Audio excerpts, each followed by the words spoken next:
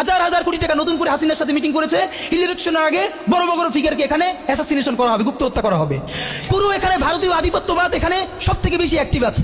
এখানে আওয়ামী লীগের হাজার হাজার কোটি টাকা, তার সচিবরা, তার পুলিশরা, তার পান্ডারা সব রয়ে গেছে। আর্মির মধ্যে একটা বড় অংশ রয়ে গেছে, কোনো সংস্কার করা হয় নাই। তার বারবার স্যাবোটেজ করবার চেষ্টা করছে, এই রাষ্ট্রকে, এই সরকারকে ফেল করানোর চেষ্টা করছে। তো আপনি মুক্তিযুদ্ধের পরে যে ৩-৪ বছর এইরকম রাহাজানি হয়েছে, সেটাকে যদি অটকুন দিতে পারেন যে নতুন রাষ্ট্র গঠনের আগে এই ঝামেলাটা হয়, তাহলে এই যে নতুন বাংলাদেশের স্বপ্নের মধ্যে এইগুলোকে আপনি বড় করে মপ করে ফ্রেমিং করেন, আপনি এই জবান যে আপনার না, এই জবান যে দিল্লির জবান, ভারতীয় আধিপত্যবাদের জবান, সেইটা বুঝতে আমাদের পিএইচডি করা লাগে না। সুতরাং জুলাই সনদের সাথে নির্বাচনের ক্ষেত্রে শুধু আমাদের 2 মিনিট কথা। নির্বাচন হতে হবে। আমি একটু ভদ্রতার সাথে এবং শ্রদ্ধার সাথে বিনয় আমি জানাচ্ছি যে ভাইরা যেটা বলেছেন সকল দল মিলে আগামী 20 বছর নির্বাচন না হোক, না, এটা আমরা চাই না। আমরা নির্বাচন চাই। মানুষ গত 16 বছরে ভোট দিতে পারে নাই। মানুষ আনন্দ নিয়া শীতের সকালে বাচ্চা কাচ্চাকে কুয়াশার মধ্যে লাইন দিয়ে দাঁড়ায় থাকবে, ভোট দিবে। আমরা সেই বাংলাদেশ দেখতে চাই। আমরা নির্বাচন চাই, নির্বাচন হতেই হবে।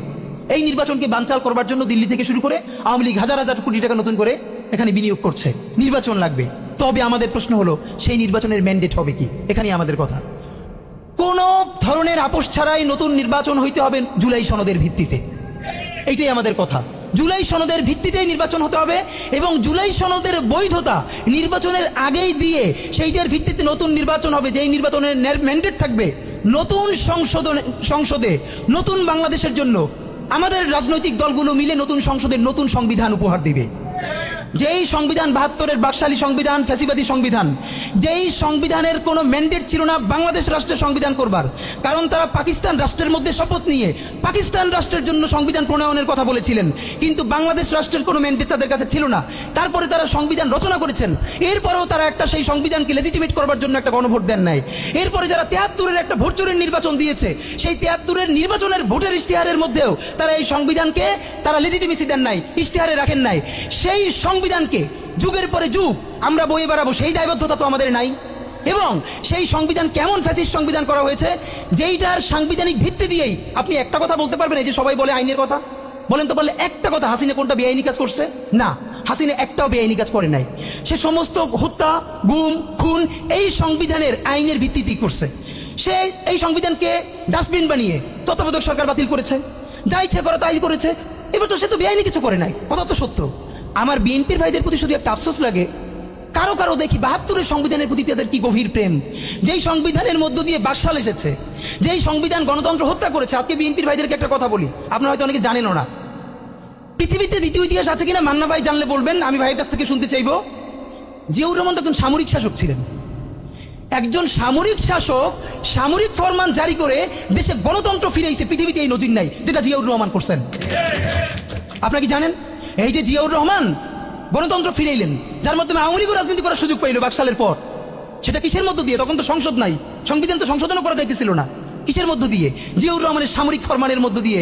পৃথিবীর একমাত্র একজন সামরিক শাসক যিনি ফিল করলেন না, সামরিক পন্থা দিয়ে করা যাবে না, গণতন্ত্রে ফিরতে হবে। এবং দেখেন হাসিনারে এবং আওয়ামী লীগের চরিত্রটাই হলো এরকম, এর যে একটু ভালোবাসে তার এসে হত্যা করে।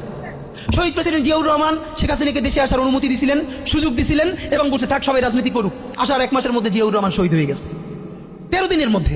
এবার দেখেন এই যে আমরা এখন যারা সবাই করতেছি, সুতরাং এটা একটা বিষ। এই বিষের সাথে আমরা কিভাবে লড়াই করব?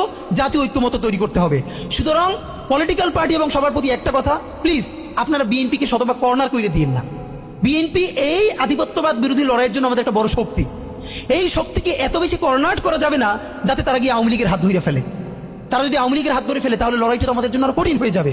বরং বিএনপির প্রতি আমাদের চ্যালেঞ্জ হলো, যেই বিএনপি বাকশালী সংবিধানের প্রতি প্রেম দেখাবে, তার শহীদ জিয়ার ছবিটা সামনে এনে বলতে হবে যে এই বাকশালী সংবিধান তো জিয়াউর রহমানই ছুঁড়ে মারছিল। বেগম জিয়া বলেছেন এই সংবিধানকে ছুঁড়ে ফেলা হবে। এখন বেগম জিয়ার চেয়েও নতুন বিএনপি আসছে, বেশি প্রেমের বিএনপি।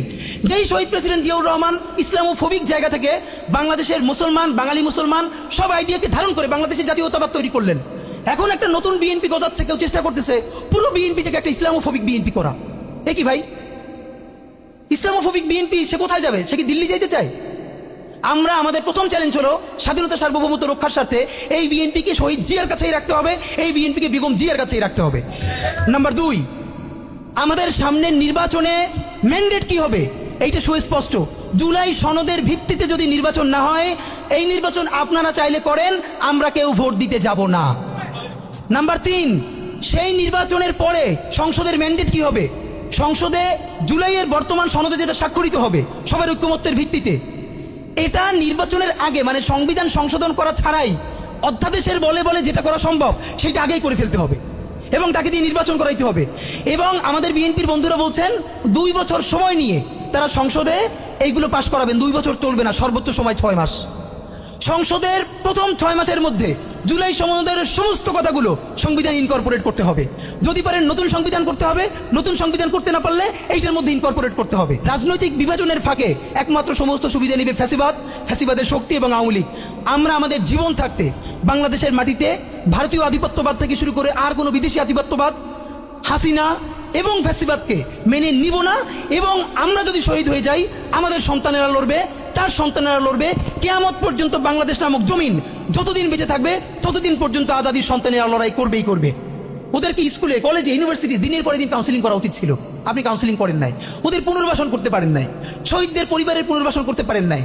এখন এই ছেলে মেয়েগুলো দেখে যে এই রক্তের মধ্য দিয়া সে চিরতরে অন্ধ হয়েছে, পঙ্গু হয়েছে, এখন তারপর ন্যূনতম বিচারই শুরু হয় নাই, বিচার নাই, সংস্কার নাই। সে বরং দেখতে পাইতেছে সেই আগের পুরনো আওয়ামী লীগ জিকে বসতেছে, যাতে তার মনে হইতেছে সে যে এবার অন্ধ হয়ে বাইচে আছে সেটাও হয়তো বাইচে থাকতে পারবে না, এবার হয়তো তাকে হত্যা করে ফেলা হবে। সেই রিয়াকশনে সে কাউকে গালি দিচ্ছে। এই গালিকে আপনার এত অপবিত্র মনে হয়, কিসের সাথে তুলনা দেন? গত 15 বছর যার তুলনা একমাত্র জাহান্নামের সাথে হইতে পারে। তো আপনারা কি বুঝাইতে চান আমাদেরকে? এগুলো মনে করেন আমরা বুঝি না? নাম ধরে বললে পলিটিক্যাল পার্টিগুলো বেশি প্রেশার ফিল করে। আমার হেড বিভিন্ন টিভি থেকে ফোন করে বলে, ভাই আপনার সাথে তো অমুক দলের অথবা অমুক দলের কেউ আসতে চায় না। এখন এই জন্য আমার কি হয়েছে, তারা যাতে একটু ট্রাস্ট পান, একটু কনফিডেন্স পান, এই জন্য কথার উত্তর দিই না। আমার এক বড় ভাই টকশোতে বললেন, তুমি থাক, ওনারা মুরব্বী মানুষ, তুমি যদি 2 শব্দ কম বলো তোমার জীবন পরিয়াছে কিছু হবে না। এই ওনাদেরকে 2 শব্দ কম বলতে বলতে ওনারা এমনই হয়েছে, ওনারা মাইনেই নিতে পারে না যে এই বাচ্চারা না থাকলে ওনারা যে এখনো জেলে থাকতো অথবা বাড়ি বাড়ি পালাইতো, এইটা ওনাদের ভুলেই গেছে 1 বছরে। তো সেই বাচ্চার গালিগালাজে আপনার এত খারাপ লাগে? আমি বলেছি সমস্ত গালিগালাজ বন্ধ হয়ে যাবে। আমি এখন আপনারা চাইলে, আমার কাছে একাডেমিক থিসিস আছে কেন গালি দেওয়া যাবে, শুধু গালি দেওয়াই যাবে না, এই গালি কেন বৈধ এমনি তো বলা যাবে না, যে একাডেমিক থিসিস আছে। আমি আন্দাজে কথা বলি না, আমি একটা বিশ্ববিদ্যালয়ে পড়াইও, তো এইটা আমি বলতে চাই না। তখন আবার বলবেন যে এই গালিকে প্রমোট করে।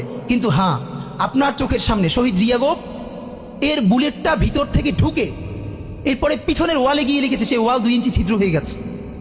এই রাষ্ট্রের এমন কোন লিথাল ওয়েপন আর্মির কাছে, পুলিশের কাছে, বিজিবির কাছে ছিল না যেইটা সাধারণ নাগরিকের উপরে এই হাসিনা ব্যবহার করে নাই। আপনার বুকের মানিক আপনার সামনে বসে কলিজে ছিঁড়ে ওয়াল ছিদ্র হয়ে গেছে, তখন আপনি রবীন্দ্রসঙ্গীত গাইবেন?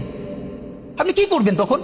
এখন মুশকিল হলো, এই গালি নিয়ে যারা কথা বলে তার কোনো সন্তান শহীদ হয় নাই, তার বাবা মাও শহীদ হয় নাই, কেউ অন্ধ হয় নাই, পঙ্গু হয় নাই, তাই গালি এত বিষ লাগে, আর আওয়ামী লীগ তার মধুর মতো লাগে।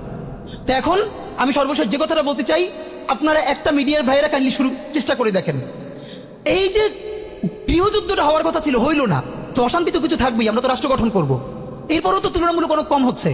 কেউ একটা মিডিয়া কেন বলতেছে না 1971-এর মহান মুক্তিযুদ্ধের পর 72 থেকে 75 বাংলাদেশে যেই পরিমাণ মব সন্ত্রাস হয়েছে, যেই পরিমাণ কেওয়াস হয়েছে, ইতিহাসে তার হয় নাই। তার সাথে জড়িত ছিল কারা? এই যে মুজিব বাহিনীর গুন্ডারা। আমার বাবা, আমার মা বলেছে মুক্তিযুদ্ধের পরে যে অস্ত্রগুলো জমা দেওয়া হয় নাই, সেই জমা না দেওয়া অস্ত্র থেকে প্রত্যেকটা বাড়িতে বাড়িতে ছিনতাই, রাহাজানি। আমার মায়ের আজকে এই কথাটা বলি, আমার মা বলতেছেন, আমার নানা একজন সম্ভ্রান্ত আলেম, তিনি যেখানে থাকতেন মুক্তি বাহিনী এবং পাকিস্তান বাহিনী কেউই তাকে কখনো আক্রমণ করেন নাই তার সম্মানে। আমার মা খালার বাসায় ছিলেন, তাকে পুরো এলাকাবাসী দেখে রেখেছে। বাট মুক্তিযুদ্ধের পরে আমার মা বলেছে, তখন তার বয়স 16, আমার মা, আমার খালা এবং এলাকার অনেক মেয়েদেরকে, যাদের চেহারা একটু ভালো ছিল, তাদের গায়ে কালি মেখে তারপরে অনেক সময় মাটির নিচে বাংকার বানিয়ে বা বিভিন্ন জায়গায় রাখা হতো তাদের সম্ভ্রম রক্ষা করবার জন্য। এই মুজিব বাহিনীর গুন্ডারা সেগুলো করেছে না?